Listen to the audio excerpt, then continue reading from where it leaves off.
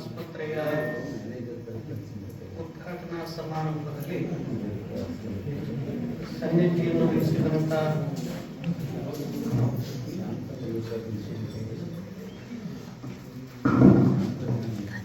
ಪೂಜ್ಯಪಾದರು ಮತ್ತು ಈ ವೇದಿಕೆಯನ್ನು ಅಲಂಕರಿಸಿರುವ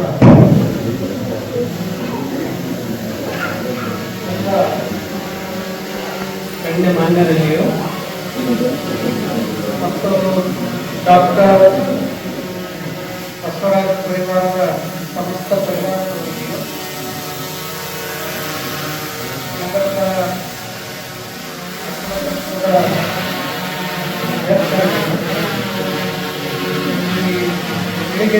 ಬೆಟ್ಟದ ಸಮಸ್ತ ಎಲ್ಲ ಜನರಿಗೂ ಪ್ರಣಾಮಗಳು. ಹಿಮಗಿರಿ ಅಂದ್ರೆ ಭಾರತ ದೇಶದ ಬಹಳ ಪುಟ್ಟ ತುದಿಯಲ್ಲಿರುವಂತಹ ಕೈಲಾಸ ಪರ್ವತಗಳಿಗೆ ಹಿಮಗಿರಿ ಅಂತ ಕರೀತಾರೆ. ಬರಪಿನಿಂದ ಆವೃತವಾಗಿರುವಂತಹ ಪರ್ವತಗಳಿಗೆ ಹಿಮಗಿರಿ ಅಂತ ಕರೀತಾರೆ. ಹಿಮಗಿರಿ ಅಂದ್ರೆ ಸಮಸ್ತ ಭಾರತ ಅಷ್ಟೇ ಅಲ್ಲ, ಭೂಮಂಡಲವನ್ನು ಸಂತುಲನಗೊಳಿಸುವಂತಹ ಯಾವಾಗಲೂ ಹಿಮಗಿರಿಗಳು. ಅವುಗಳ ಪಾತ್ರ ಬಹಳ ಮಹತ್ವಪೂರ್ಣವಾಗಿದೆ. ತಂಪಾದ ಗಾಳಿ, ಅನೇಕ ಹರಿಯುವ ನದಿಗಳು, ಬಹುಸ್ಪತಿ ಔಷಧಿಗಳು, ಒಂದು ಕಡೆ ಋಷಿ ಮುನಿಗಳು, ಭಾರತದ ಆತ್ಮ ಹಿಮಗಿರಿ. ಅದಕ್ಕೆ ಅಂತಹ ಹಿಮಗಿರಿಯ ಹೆಸರು ಈ ಆಯುಷ್. ಆಯುಷ್ ಅಂದ್ರೆ ಆಯುಷ್ಯ ವೃದ್ಧಿ ಮಾಡೋದು. 4 ವೇದಗಳಲ್ಲಿ ಒಂದು ವೇದ ಆಯುಷ್ ವೃದ್ಧಿ ಮಾಡುವುದಕ್ಕಾಗಿ ಧನ್ವಂತರಿ ದೇವತೆಯನ್ನು ನಾವು ಸ್ತುತಿಸ್ತೀವಿ, ಪ್ರಾರ್ಥಿಸ್ತೀವಿ. ಆಯುರ್ವೇದದಲ್ಲಿ ಪ್ರಮುಖ ದೇವತೆ ಅಂದ್ರೆ ಧನ್ವಂತರಿ. ಮನುಷ್ಯನಿಗೆ 3 ತರದ ದುಃಖಗಳು, ಪಾಪಗಳು ಆಗ್ತವೆ.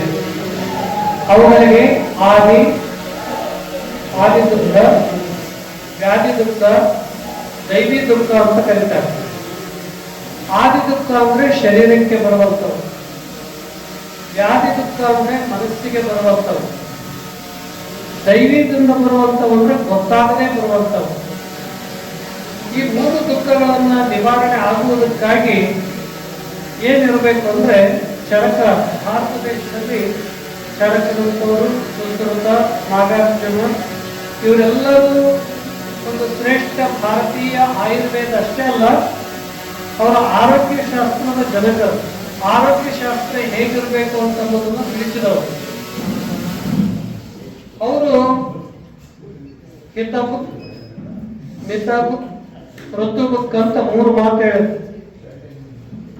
ಹಿತವಾಗಿರಲಿ ಆಹಾರ, ಮಿತವಾಗಿರಲಿ ಆಹಾರ, ಮಿತವಾಗಿರಲಿ ವ್ಯವಹಾರ, ಮಿತವಾಗಿರಲಿ ಭಾಷೆ, ಮಿತವಾದ ಜೀವನ ಬಹಳಷ್ಟು ಪೋಷಕವಾಗಿದೆ ಅಂತ ಹೇಳಿದ್ರು. ಇದನ್ನ ಶರೀರಕ್ಕೆ ಬೇಕಾಗ್ತದೆ. ಋತುಬುಕ್ ಅಂತ ಹೇಳಿದ್ರಲ್ಲ, ಋತುಗಳು ಬದಲಾವಣೆ ಆಗ್ತಾ ಇರ್ತವ. ಈ ಋತುಗಳಿಗೆ ಅನುಸಾರವಾಗಿ ನಾವು ಆಹಾರವನ್ನ ಸೇವನೆ ಮಾಡಬೇಕು. ಶಕ್ತಿ, ಕಾಲ, ವಯಸ್ಸು ಅನುಗುಣವಾಗಿ ನಮ್ಮ ಆಹಾರ, ವ್ಯವಹಾರ, ವಿಚಾರಗಳನ್ನು ಇಟ್ಟುಕೊಂಡಾಗ ಮಾತ್ರ ಜೀವನ ಶುದ್ಧವಾಗಿ, ಪವಿತ್ರವಾಗಿ, ಆರೋಗ್ಯವಾಗಿ ಇರ್ತದೆ. ಅದಕ್ಕಾಗಿ ಚರಕ ಮಹರ್ಷಿಗಳು ಆರೋಗ್ಯವಂತರು ಯಾರು, ಅನಾರೋಗ್ಯವಂತರು ಯಾರು, ಅವರೊಂದು 4 ಮಾತು ಹೇಳ್ಯಾರ. ಆರೋಗ್ಯವಂತರು ಯಾರು ಅಂದ್ರೆ ಯಾರಿಗೆ ಸಮಯಕ್ಕೆ ಸರಿಯಾಗಿ ಹೊಟ್ಟೆ ಹಸಿವಾಗ್ತದ, ಮಲಗಿದ ತಕ್ಷಣ ರಾತ್ರಿ ಚೆನ್ನಾಗಿ ನಿದ್ರೆ ಬರ್ತದ, ಬೆಳಗ್ಗೆ ಎದ್ದ ತಕ್ಷಣ ಎಲ್ಲ ಹೊಟ್ಟೆ ಸ್ವಚ್ಛ ಆಗ್ತದ, ನಗು ನಗುತ್ತಾ ಹೇಳ್ತಾರ, ಅವರಿಗೆ ಆರೋಗ್ಯವಂತರು. ಅನಾರೋಗ್ಯವಂತರು ಯಾರು? ಇದಕ್ಕೆ ವಿಪರೀತವಾಗಿದ್ದವರೆಲ್ಲ ಅನಾರೋಗ್ಯವಂತರು ಅಂತ ಹೇಳ್ತಾರೆ. ಮಲಗೋಕ್ಕೂ ಒಂದು ಗಳಿಗೆ, ಊಟ ಮಾಡೋಕ್ಕೂ ಒಂದು ಗಳಿಗೆ, ಮತ್ತು ಮುಂಜಾನೆ ಎದ್ದು ಪಚನ ಆಗೋಕ್ಕೂ ಒಂದು ಗಳಿಗೆ. ಜಗತ್ತಿನಲ್ಲಿ ಎಲ್ಲಾ ಸಂಪತ್ತುಗಳಿಗಿಂತ ಶ್ರೇಷ್ಠವಾದ ಸಂಪತ್ತು ಯಾವುದಂದ್ರೆ ಪ್ರಕೃತಿ ನೀಡಿದ ಅಮೂಲ್ಯ ಸಂಪತ್ತುಗಳಲ್ಲಿ ಮಾನವ ಸಂಪತ್ತು, ಆರೋಗ್ಯ ಸಂಪತ್ತು. ನಮ್ಮ ಶ್ರೀಮಂತಿಕೆ ಎಲ್ಲಿದೆ ಅಂದ್ರೆ ಆರೋಗ್ಯದಲ್ಲಿದೆ. ಶ್ರೀಮಂತಿಕೆ ಹೆಚ್ಚಾಯ್ತು, ಆರೋಗ್ಯ ಕೆಡ್ತಾ ಹೋಯ್ತು ಅಂದ್ರೆ ಅದು ಜೀವನ ಅಲ್ಲ. ಜೀವನಕ್ಕೆ ಸಂತೋಷವಾಗಿರ್ಬೇಕಾದ್ರೆ ಸದಾ ಆರೋಗ್ಯವಾಗಿರ್ಬೇಕು. ಆರೋಗ್ಯ ಭಾಗ್ಯವೇ ಪರಮ ಭಾಗ್ಯ ಅಂತ ಹೇಳಿದ್ರು. ಧರ್ಮ, ಅರ್ಥ, ಕಾಮ, ಪುರುಷಾರ್ಥ ಸಾಧನೆಗಳಿಗಾಗಿ ಮೊದಲನೇದೇ ಆರೋಗ್ಯ ಅಂತ ಹೇಳಿದ್ದಾರೆ. ಏನೇ ಮಾಡಬೇಕಾದ್ರೆ ಮನುಷ್ಯ ಆರೋಗ್ಯವಾಗಿ ಇರಬೇಕು. ಆಯುಷ್ಯವಂತ, ಆಯುಷ್ಯ ವೃದ್ಧಿಯಾಗಿರ್ಬೇಕು. ಅದಕ್ಕಾಗಿ ಅಂತ ಆಯುಷ್ಯ ವೃದ್ಧಿ ಮಾಡುವಂತವು ಯಾವುವು ಅಂದ್ರೆ ಔಷಧಿಗಳು. ಈ ಬಿಳಿಗಿರಿ ರಂಗನ ಬೆಟ್ಟದಲ್ಲಿ ಇದೊಂದು ದಕ್ಷಿಣ ಭಾಗದ ದೇವಭೂಮಿದು. ಒಂದು ಕಡೆ ಶಿವ, ವಿಷ್ಣು, ಪರಶುರಾಮರು, ಕನಕದಾಸರು, ಸ್ವಾಮೀಜಿ, ನಮ್ಮ ನಿರ್ಮಲಾನಂದ ಸ್ವಾಮೀಜಿಯವರು, ಹೀಗೆ ಇಲ್ಲಿ ಎಲ್ಲರೂ ತಪಸ್ಸು, ಯೋಗ, ಅನೇಕ ಲೀಲೆಗಳು ಮಾಡಿರುವಂತ ಇದೊಂದು ಪುಣ್ಯಕ್ಷೇತ್ರ. ಇಲ್ಲಿ ಗಾಳಿಯೇ ಒಂದು ಔಷಧ, ಇಲ್ಲಿಯ ನೀರೇ ಔಷಧ, ಇಲ್ಲಿಯ ಒಂದು ಪ್ರಕೃತಿಯ ಹಸಿರೇ ಒಂದು ಔಷಧ. ಇಲ್ಲಿ ಬಂದು ಇದ್ರೆ ಮನುಷ್ಯನಿಗೆ ಅರ್ಧ ರೋಗಗಳೇ ವಾಸಿ ಆಗ್ತಾವ. ಬಹುತೇಕ ನಾವು ಬಿಳಿಗಿರಿ ರಂಗನ ಬೆಟ್ಟದಲ್ಲಿ ಈ ಗಾಳಿ ನಮ್ಮ ಮೈಗೆ ಸ್ಪರ್ಶ ಮಾಡಿತು, ಈ ನೀರು ನಮ್ಮ ಉದರಕ್ಕೆ ಸ್ಪರ್ಶ ಮಾಡಿತಂದ್ರೆ ಎಲ್ಲಿ ಹೋದ್ರು ಆ ಮನುಷ್ಯನಿಗೆ ಹಿತ ಅನ್ಸಲ್ಲ, ಇಲ್ಲೇ ಬರ್ಬೇಕನ್ನಿಸ್ತದ. ಯಾಕಂದ್ರೆ ಇದ್ರಾಗ ಅಷ್ಟು ಶುದ್ಧವಾದಂತ ಆಕ್ಸಿಜನ್ ಇದೆ, ಶುದ್ಧವಾದಂತ ನೀರಿದೆ. ಇಡೀ ಚಾಮರಾಜನಗರದಲ್ಲಿ ಏನಾದ್ರೂ ಒಂದು ಕರ್ನಾಟಕದಲ್ಲಿ ಹೆಚ್ಚು ವೃಕ್ಷಗಳಿರುವಂತದ್ದು, ಹೆಚ್ಚು ಶುದ್ಧವಾಗಿರುವಂತ ಆಕ್ಸಿಜನ್ ಇರುವಂತ ಯಾವುದಾದ್ರೂ ನಗರ ಇದ್ರೆ ಅದು ಚಾಮರಾಜನಗರ. ಅದು ಬಿಳಿಗಿರಿ ರಂಗನ ಬೆಟ್ಟ, ಅದರಲ್ಲಿ ವಿಶೇಷ. ಇಂಥ ಬೆಟ್ಟದಲ್ಲಿ ಸುಮ್ಮನೆ ಬಂದು ಇದ್ರೆ ಅರ್ಧ ರೋಗಗಳೇ ವಾಸಿ ಆಗ್ತವೆ. ಇಲ್ಲಿ ಬರುವಾಗ ಗಾಳಿ ಎಷ್ಟು ಶುದ್ಧವಾಗಿದೆ. ಅನ್ನ, ನೀರು, ಗಾಳಿ ಒಂದು ಔಷಧ. ಅದಕ್ಕೆ ಔಷಧ ಅಂದ್ರೆ ಯಾವುದಂದ್ರೆ 3 ಔಷಧಗಳು: ಅನ್ನನ ಔಷಧ, ನೀರಿನ ಔಷಧ, ಗಾಳಿಯ ಔಷಧ. ಇಂಥ ಒಂದು ಔಷಧೀಯ ವಾತಾವರಣ ಇಲ್ಲಿದೆ. ಇಲ್ಲಿ ನಮ್ಮ ಆಯುಷ್ಯ ವೃದ್ಧಿ ಆಗ್ತದೆ. ಆಯುಷ್ಯ ವೃದ್ಧಿ ಆಗೋದು ಯಾವುದರಿಂದ ಅಂದ್ರೆ ನಮ್ಮ ಉಸಿರಾಟ ಇದೆ.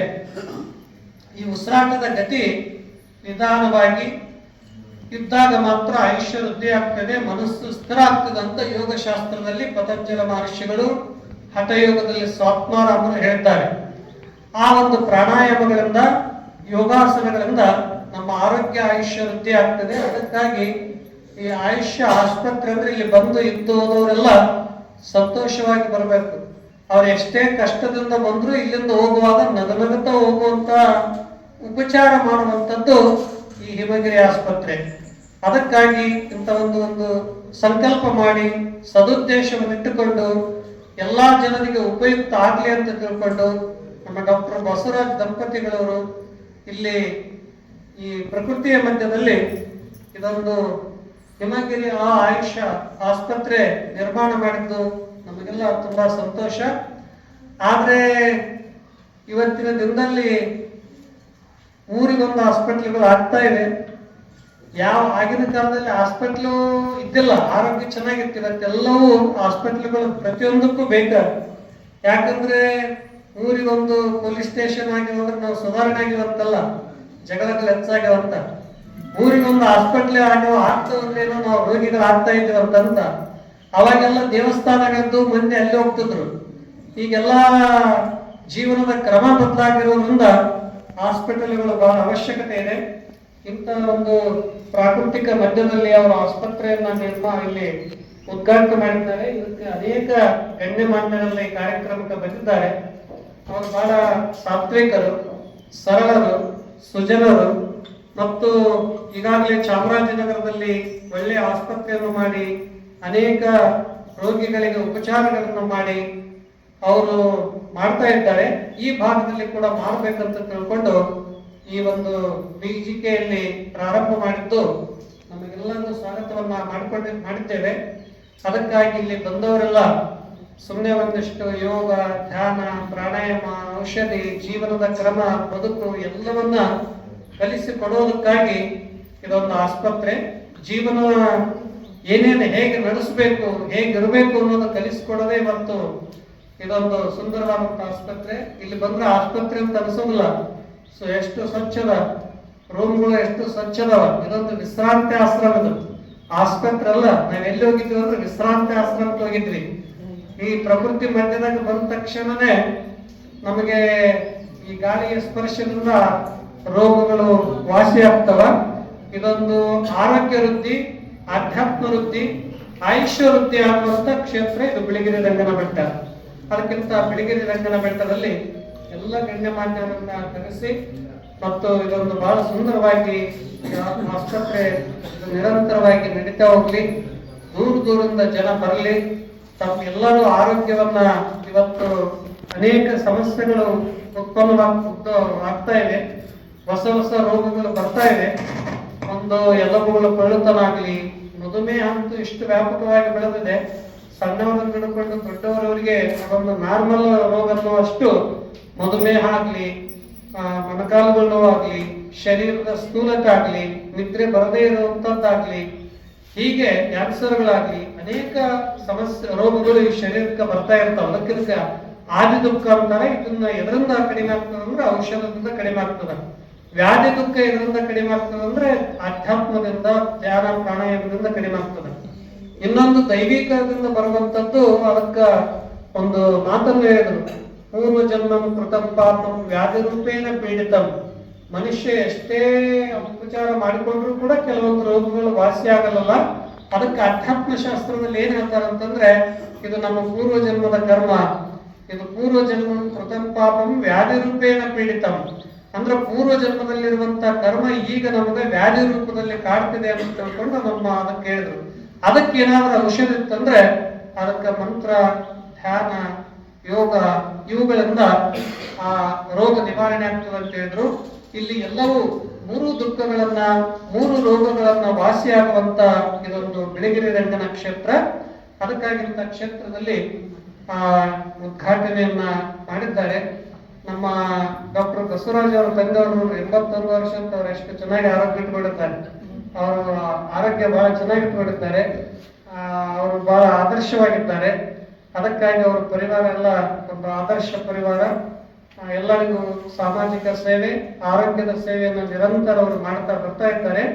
ಹೀಗೆ ಅವರು ಮಾಡ್ತಾ ಇರಲಿ, ಅವರ ಸೇವೆ ನಿರಂತರ ನಡಲಿ. ನಾವೆಲ್ಲರೂ ಅವರಿಗೆ ಪ್ರೇರಣೆ, ಪ್ರೋತ್ಸಾಹನ ಕೊಡೋಣ ಅಂತ ಹೇಳಿ, ಮತ್ತು ಆಧ್ಯಾತ್ಮದ ಚಿಂತನ ಅಂತ ಅನ್ನೋದು ಇವತ್ತಿನ ದಿನದಲ್ಲಿ ಬಹಳ ಅವಶ್ಯಕತೆ ಇದೆ. ಚಿಂತನ ನಮ್ಮ ಮನಸ್ಸನ್ನ ಅರಳಿಸ್ತದೆ, ಬುದ್ಧಿಯನ್ನ ಸ್ವಸ್ಥ ಮಾಡ್ತದೆ, ನಮ್ಮ ಜೀವನ ಸುಮಧುರ ಮಾಡ್ತದೆ. ಮನುಷ್ಯ ಎಲ್ಲಾ ರೀತಿಯಾಗಿ ಆರೋಗ್ಯವಾಗಿ ಇಟ್ಟುಕೊಳ್ಳೋದೇ ಒಂದು ಮಹತ್ವದ ಕೆಲಸ. ಪ್ರತಿಯೊಬ್ಬ ಮನುಷ್ಯ ಮಹತ್ವದ್ದೇನಂದ್ರೆ ಆರೋಗ್ಯ. ಅದಕ್ಕೊಂದು ಮಾತು ಹೇಳ್ತಾರೆ, ಮೊದಲು ನಮಗೆ ಭಗವಂತ ಕೊಟ್ಟಿರುವಂತದ್ದು ಆರೋಗ್ಯದ ಕಡೆ ಗಮನ ಕೊಡದೆ ಗಳಿಸಬೇಕಂತ ಎಲ್ಲರೂ ಗಳಿಕೆಗೆ ಮಹತ್ವ ಕೊಟ್ಟು ತಮ್ಮ ಆರೋಗ್ಯದ ಕಡೆ ಮಹತ್ವ ಕೊಡಲ್ಲ ಅಂತ. ಆದ್ರೆ ಯಾವಾಗ ಗಳಿಕೆಲ್ಲ ಶ್ರೀಮಂತರಾಗ್ತೀವಿ, ಗಳಿಸ್ತೀವಿ, ನಮ್ಮ ಕಡೆ ಮಹತ್ವ ಕೊಡದಂತೆ ನಾವೆಲ್ಲ ಶ್ರೀಮಂತರಾಗ್ತೀವಿ, ಅಷ್ಟೊತ್ತಿಗೆ ಏನಾಗ್ತದೆ ಅಂದ್ರೆ ಆರೋಗ್ಯ ಕೈ ಕೊಡ್ತದ. ಆ ಬಳಿಕ ಇನ್ನು ಆರೋಗ್ಯ ಸುಧಾರಿಸಬೇಕಂತ ತಿಳ್ಕೊಂಡು ಗಳಿಕೆ ಮಾಡಿದ್ದೆಲ್ಲ ಸಂಪತ್ತನ್ನು ಆರೋಗ್ಯಕ್ಕೆ ಹಾಕೋದು. ಅದಕ್ಕೆ ಎರಡು ಬ್ಯಾಲೆನ್ಸ್ ಆಗಿ ಇಟ್ಕೊಂಡು ಹೋಗೋದೇ ಅದು ಬಹಳ ಜೀವನ ಸುಸೂತ್ರ ಜೀವನ, ಉತ್ತಮ ಜೀವನ ಅಂತ ಕರೀತಾರೆ. ಅಂತ ಉತ್ತಮ ಜೀವನ ನಮ್ಮದಾಗ್ಲಿ ಅಂತ ಆಶಿಸಿ ತಮಗೆಲ್ಲರಿಗೂ ವಂದಿಸಿ, ಎಲ್ಲ ಗಣ್ಯಮಾನ್ಯರಿಗೂ ವಂದಿಸಿ ಎರಡು ಮಾತಿಗೆ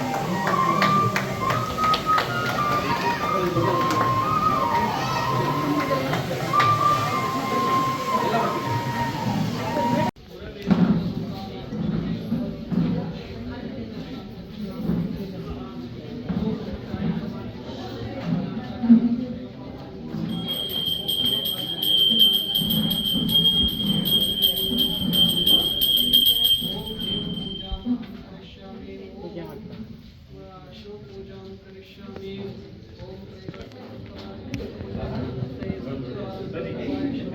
ब्रह्मणे नमः ओम यो ब्रह्माणं ददाति पूर्वं यो वै देवश्च